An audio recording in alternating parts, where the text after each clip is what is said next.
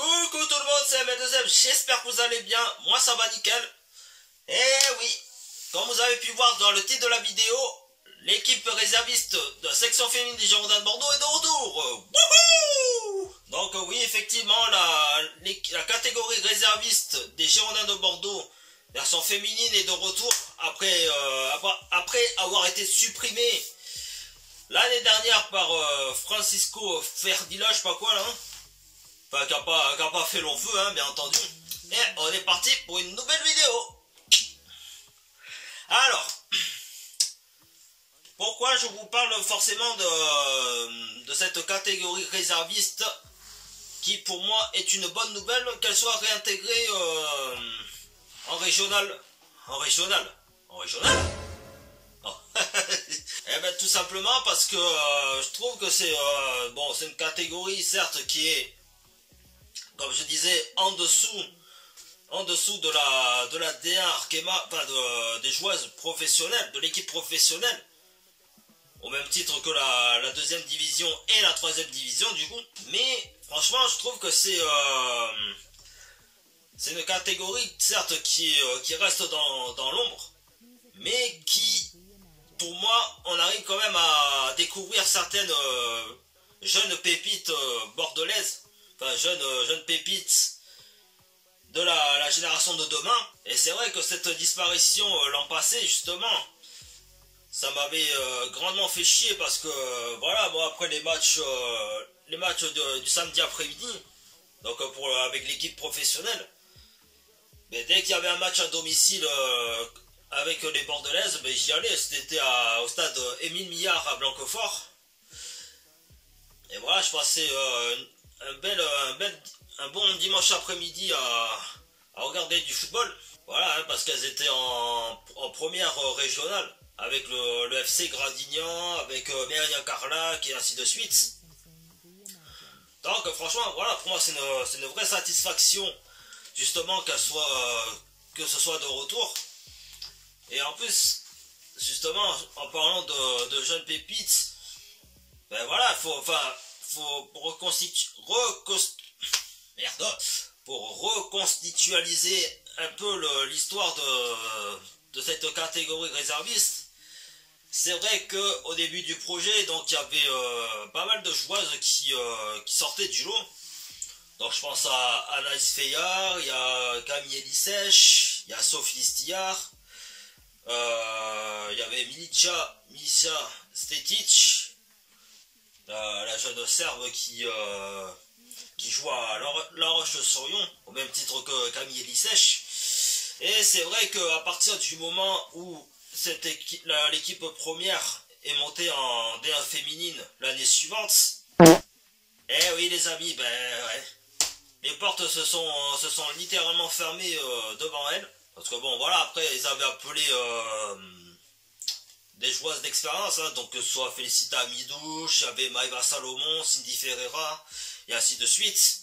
Mais c'est vrai que cette catégorie réserviste, voilà, on leur a littéralement fermé les portes. Puis tout le long de ce projet, ben, c'était difficile à voir. Difficile à voir et jusqu'au moment où justement vers 2018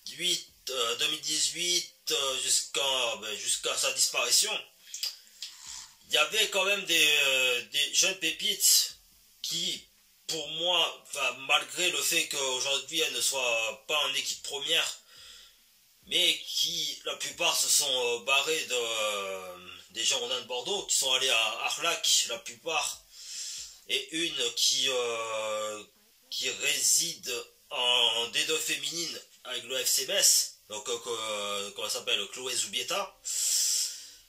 Mais c'est vrai que voilà, il y avait des joueuses qui pour moi pouvaient sortir du lot, mais malheureusement, ben, à l'exception peut-être de les faire assister aux entraînements avec l'équipe première, mais après voilà, on leur a pas offert de contrat professionnel comme elles pouvaient le mériter, quoi. Et puis là après voilà, il s'en est suivi ben, justement les premières vraiment à sortir du lot, donc c'était Axel Touzeau et Marine Perea, donc l'actuelle joueuse de l'En-Avant Guingamp, et Axel Touzo qui est parti aux États-Unis dans les championnats universitaires, après avoir fait un petit tour chez les Rafettes, enfin les Ruténoises. Pourquoi à chaque fois que j'emploie le mot Rodez, je pense à un petit connard, un petit bâtard là.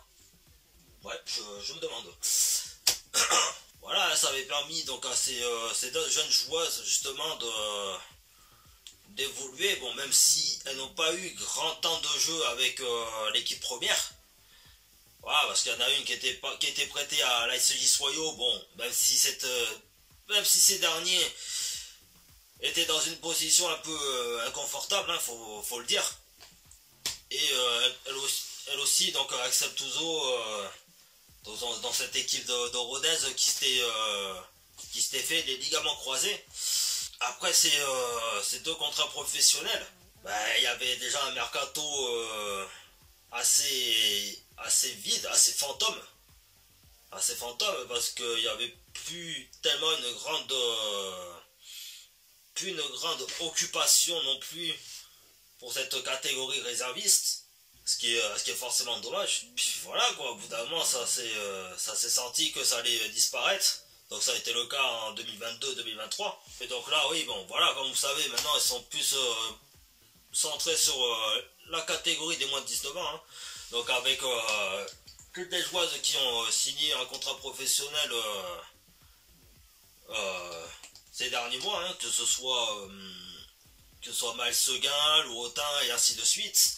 Après attention, je dis pas que c'est pas mérité ou quoi que ce soit. Bien entendu, c'est bien mérité. Mais comme je dis, dans le cas de cette génération qui vont représenter la section féminine aujourd'hui, voilà, hein, s'il y avait un projet un peu mieux développé et un président justement qui donnerait une grande importance à cette équipe bordelaise, voilà, hein, comme c'est le cas avec le Paris FC par exemple. Je pense que, voilà, moi aussi j'aurais aimé, tout comme vous, je pense que cette génération connaisse un peu les rouages de cette Ligue des Champions, quoi.